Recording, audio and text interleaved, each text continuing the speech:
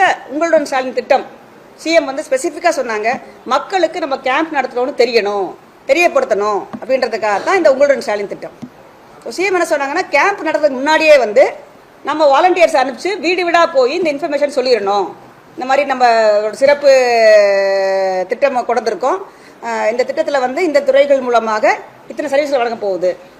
நகரப்புற பகுதியாக இருந்தால் 13 துறைகள் மூலமாக 43 சேவைகள் சர்வீசஸ் வழங்கப்படும்.